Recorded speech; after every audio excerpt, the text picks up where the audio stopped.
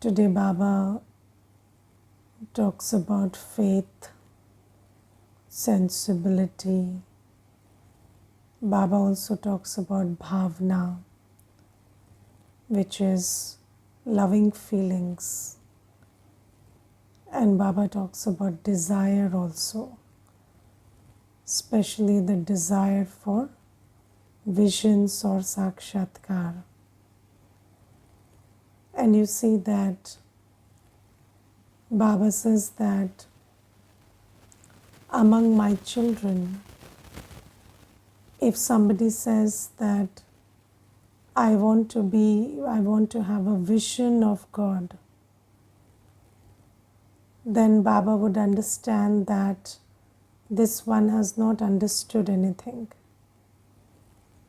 Yes, because if I'm sitting in front of you and you tell me that I want a photograph and I want to look at that photograph and that is real and you are not,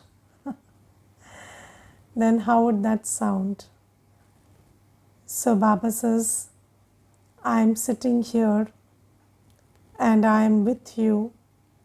I am speaking the Murli to you. I have come here to teach you Raj Yoga, to give you back your kingdom of heaven. And then you say that I want to have a vision of God, and that is your desire even after you have found God Himself. So then that means that you have not found God. You have not understood that you are sitting here with God. So Baba says the ones who have this desire, they don't receive anything from Baba. And you see that Baba is creating heaven, but the ones who are still having this kind of a desire in their heart, that means they have not recognized Baba. And if they have not recognized Baba, then how can they get the inheritance from Baba? So Baba says that then these Bhagat souls, these souls who have such desires, they will get a better birth next time in bhakti only, but they will not get inheritance from me. Then the second thing is Bhavna. So Baba says there are some of my children who have a lot of loving feeling for me. Yes, so now you see what is a loving feeling. So you see that in bhakti, we don't do anything for God, but we love God. That love doesn't translate into any action, but there is a love that is in the heart for God. And sometimes when people come to Baba, they also understand that this is God and they have that same love for Baba, the love that they had in bhakti. But they don't pay too much attention to knowledge or remembrance or doing anything that Baba says. But they have pure feelings for Baba. Yes. And when you have pure loving feelings for somebody, then obviously there will be some remembrance, because when you love somebody, then you naturally remember them. But then it wouldn't be a remembrance that is conscious, or you wouldn't put effort in remembrance. So there are some Baba's children who keep saying Baba, Baba, but they don't understand a lot about Gyan, or they don't consider themselves to be a soul and remember Baba the way they should to burn their sins. But still they keep, saying Baba, Baba, and they have love in their heart for Baba. And these children, Baba says that they also receive some inheritance because of the feelings, the pure loving feelings they have for me. And Baba says, I am the most big-hearted, and I am creating a whole kingdom. So they will find some place in that kingdom. Maybe not early on, maybe very late, maybe a very small position, but they will come in the kingdom, because Baba has said as a rule that anybody who calls me Baba from the heart will go to Swarg, will go to heaven. But what position you get will depend on the effort you make. And some days back I was having a discussion with somebody, and they were asking me, why does Baba make us understand so much? And that brother was saying that, sometimes when you understand too much, then your bhavna is finished. So, you're not emotional the way you were about God. Do you feel like that? Yes, sometimes, when bhakti, we were very emotional about God, and then we used to cry for God, and we used to have these loving feelings. But now when we understand everything, we become very sensible, and kind of that you feel sometimes that blind bhavna is a little compromised. So that brother was asking me, why does Baba make us understand so much, and why don't we just, if we just loved Baba and not understood too much, then also we would remember him, and we would get the inheritance that he is giving. So I told him that here there is not just Baba, but there is Maya also. And this is why you have to understand too much. Because you see that whenever Baba's children come, they are very naive, and I know from experience and from observation that BKs are the most sensitive people on earth. So when we come to Baba, you see, we must be sensitive, right? That is why we can feel the one who we can't even see. So we must be that sensitive. So we are very sensitive when we come. But what happens is, when you start this journey, then as soon as you belong to Baba, Maya also starts her work. And Baba sometimes says that Maya also listens to Murli, and I absolutely believe that. Because whenever you listen to the Murli, and you will, based on the Murli, you will plan something, you will make you will create a thought that I want to do this, or I want to uphold this virtue today, or I want to do this practice today, and Maya will be standing right there, just to thwart your practice or to just not allow you to do that. So Maya is also listening to the Murli. As Baba speaks, you think about, you make your plans, Maya makes its plans. So when we come to Baba, we need this war with Maya begins. And in this war, we need skill and we need power. And we need, how do we get, you need sensibility and you need power. So you have to be very adept at fighting with Maya, and you have to have a lot of power. Now, power comes from accurate yoga. Power doesn't come just by saying Baba with the heart.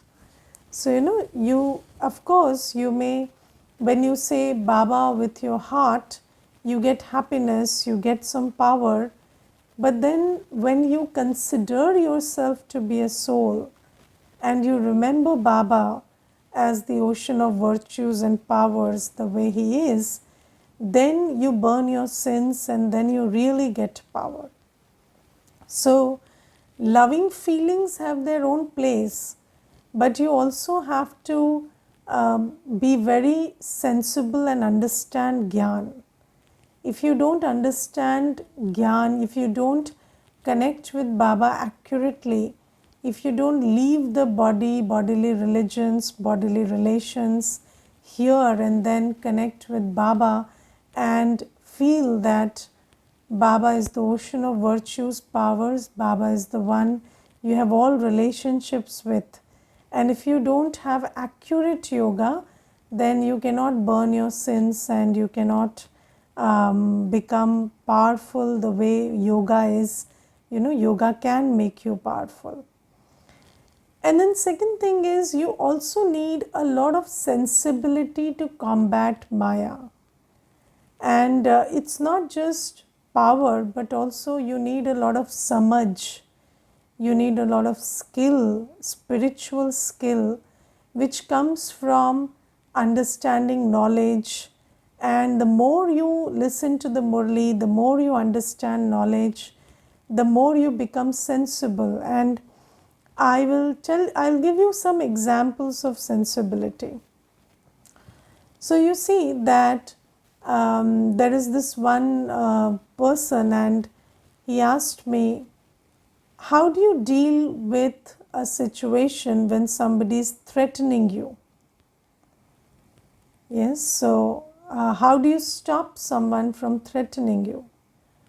So I told them that by not being threatened. So when somebody is threatening you, you don't be threatened. And they said, how do I convey this to the other person? So I said, even if you tell 20 times, I am not afraid of you, and you are, they will figure out that you are. So what you do is, you don't say anything and let them do whatever they can. And you use your powers and be stable in all of that. And when they have done, they are over and done with whatever they can, then they realize that they really can't do anything. And then that threatening or that thing stops. Because you see, fear is a very big tool of Maya. And in the Murli, Baba always says, Darna mat, ghabrana mat. Yes, Baba always keeps telling us this, never be afraid, never lose your, confidence. So these are teachings that make us very sensible. And Baba always tells us in the Murli, Maya will come to put you in fear, don't get afraid. And this is what is sensibility. So as you read the Murli, Baba will slowly, gradually make you very sensible. So Baba gives you a lot of tools, and when you use those tools, then you become very skilled. So these tools, these points of knowledge are like the weapons. And Baba always says that I give you weapons of knowledge. And these are weapons with which you can kill Maya. And you see that Baba always says that when something attracts you, so at that time you have to emerge your contentment. You have to emerge this state that I have everything that I ever needed.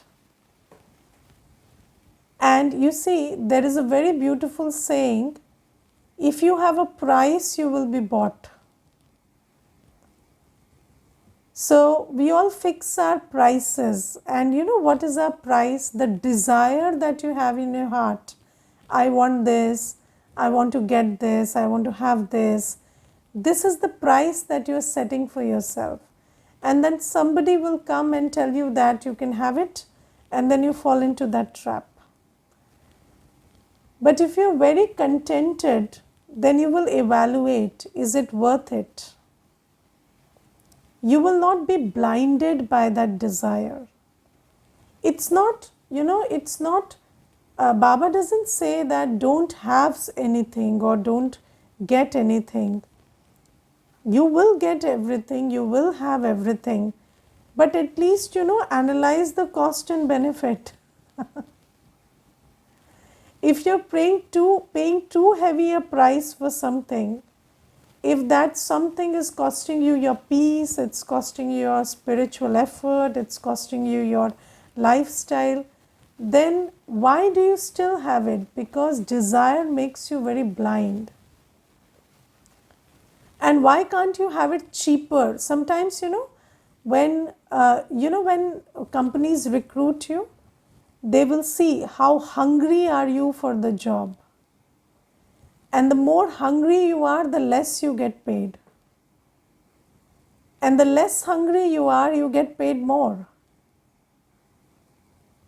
So the interesting thing is, if you are very hungry for something, you will get it at a higher price. If you're very hungry for something, you might get it, but you might end up paying much more than someone who is in a state of contentment. And this is how Maya works. And in every place, you see, when you are dealing with situations, when you are dealing with nature, when you are dealing with souls, so the sensible thing is that you stay in this place where you don't have any desire. And when you're free from desires, then all your desires will be fulfilled.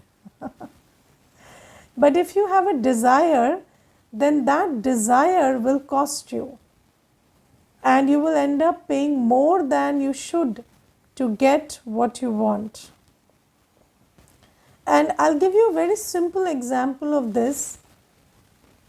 I did a job for about 14 years. And my job life, when I was working, it was completely stress free. And people who were working with me, they took a lot of stress in those same situations. And I was in that same situation and there was no stress, because I never created this thought that I will lose this or I will get this, because I didn't want anything. And whatever everybody got, I also got. But I did not pay heavily for it. And along with that, I could also, keep up my spiritual practice and seva and all the other things. So I'm sharing this example with you because you see, when you are full of desire, when you're full of, this pull of, I got this, I lost this, this person praised me, this person criticized me. If you are always playing this tug of war, you are losing so much on your spiritual energy, and you are not getting more than, the cost is more and the benefit is less. So Baba gives you these skills every day, and this is what is sensibility. So what does Maya do? Maya will rob you of your spiritual power. Maya will rob you of your peace, your happiness, your power, your state of worthiness, your state of, lovefulness. So Maya will do all of this. And in order to succeed in this war with Maya, you need sensibility and you need yoga power. And Baba says that those who have only bhavna, they sooner or later they succumb to Maya. And have you seen that there are many people who become BKs and they are very happy and they announce to the whole world that I have found God and I'm the happiest. But then they see some little thing and then they'll get caught up in right and wrong, and they'll get caught up in praise and defamation, and then they'll get caught up in some fear because somebody will, there'll be some issues in the family and they will threaten them, if you don't leave this practice, I'll do this, I'll do that. So they'll get caught up in something or the other, and then the happiness that they felt when they recognized Baba will be lost. And this is why Baba says that those who have very pure bhavana for me, they will also get inheritance, but they will not get the full inheritance, or they will not get a very big position, because in this path you need to be not just bhavana full but also very sensible, because there is a lot of Maya on this path. And there are many people who look at BKs who have earned a lot of fame and name, and they are popular and this and that. And sometimes people think that because somebody is a good speaker, or somebody somebody has some talent, so they are a good BK. No, they are a good BK because they overcome Maya. And this path is not about talent and speciality. Talent and speciality, Baba can fill loads of it into you. But the most important thing is winning over Maya. Because I have seen many talented people come to the BK organization. Do you think Shivani Ben is the only talented one? No. There are many who come, but they don't survive. You survive only when you understand this Maya and you overcome this Maya at every step. And it requires a lot of this sensibility to overcome Maya and sustainedly do what Baba asks you to do. And the most important thing is doing it consistently, sustainedly. And I think in Sangam Yug, belonging to Baba or loving Baba or following Shrimad is not the big deal, but doing it always is the big deal. It is, when you do it for a full lifetime and when you do it till the end, only then you get Antmate Sogati, which means that at the end you will go and find your final destination. So you need a lot of sensibility. You don't just need understanding and talent, but you need a lot of sensibility. You need a lot of knowledge and yoga power, and that is what makes you survive in the long run. And Baba says that this is why loving feelings have their own place, but you need, then the third thing that Baba talks about is faith. So no, the third thing is sensibility. So you need sensibility, you need the understanding about Baba, you need the understanding about Maya, you need to understand what Baba is trying to tell you. So Baba speaks in very simple language. Baba will say, Maya will come, don't get afraid. Now you have to decode how that applies to your situation. Yes, so Baba will say, don't speak too much. Yes, but what is too much? You have to understand. And yesterday somebody was telling me that that there was a meeting going on, and that person spoke something in that meeting, and he said that I spoke the right thing, but it didn't go favorably for me, and I lost something, some part of it, something I lost by saying it. I don't know what I lost, but not everybody was happy with it. So I told him that maybe you spoke the right thing, but maybe you didn't do it at the right time. And maybe, it was not something that was necessary. Sometimes, you speak the right thing, but you speak too much of the right thing. And then too much makes it the wrong thing. Yes, so when you speak too much of the right thing also, it becomes the wrong thing. Do you get that? Yes. So Baba says that, so Baba yesterday, I told him, today only Baba taught Gambhirta, na? Baba said you have to be very Gambhir, you have to be very mature. You have to choose when to speak, how much to speak, and you have to be very grounded inside to decide that properly. So he said, I listened to the Murli, but I couldn't get this meaning. So I said, you couldn't get it because you didn't churn on it. So Baba makes us very sensible. If you churn on the Murli, you will exactly figure out how what Baba is teaching you applies to your situation.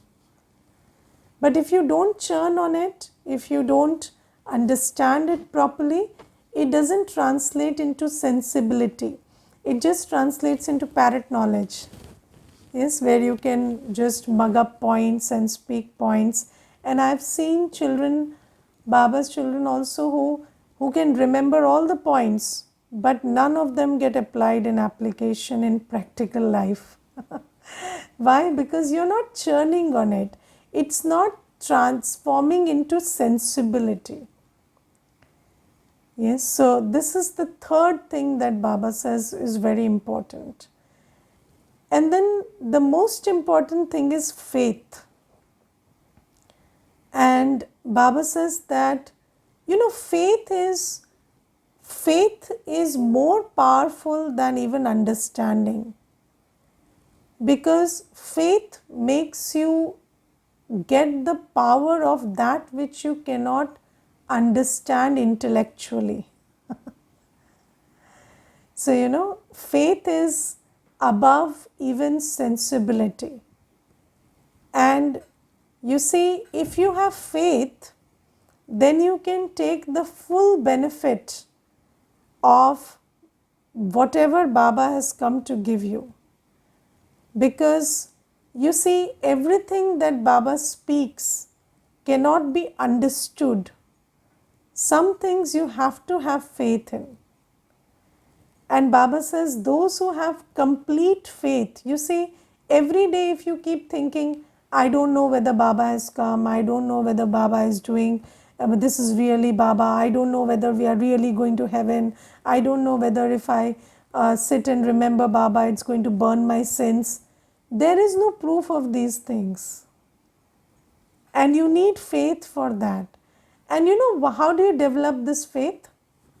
So, some days back, one brother was asking me that I understand that whatever is being spoken in the Murli is right. If you apply it, you get results also. But how do I know that God is speaking it? So I told him that, you see, there are 100 points in the Murli.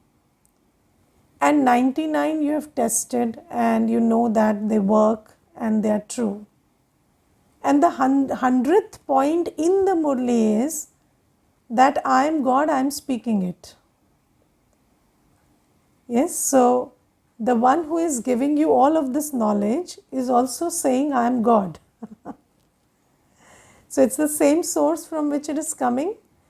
So if 99 things are right, then wouldn't the 100th thing also be right?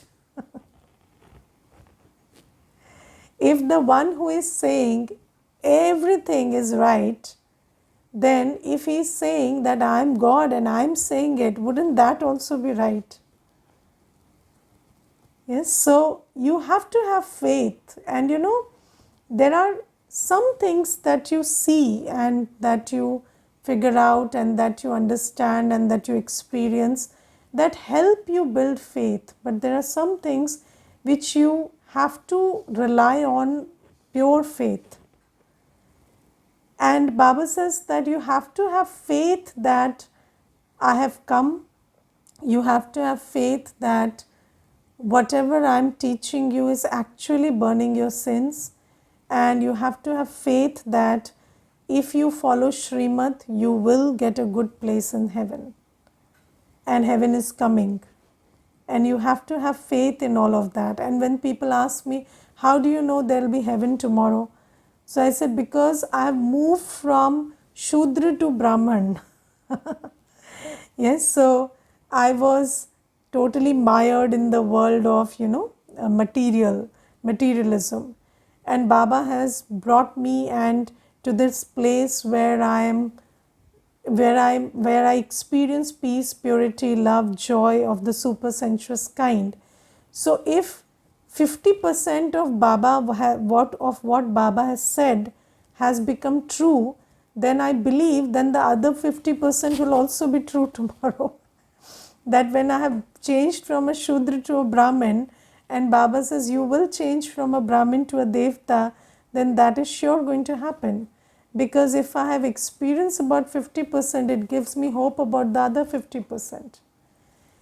So you have to have faith in these things. And Baba says that when you have this faith, then what you do is you remember Baba constantly and then you do the seva to actually create heaven. And that is the most important aspect of this journey. And Baba says those who are sensible and those who have full faith, they become the one who are beaded in that, garland.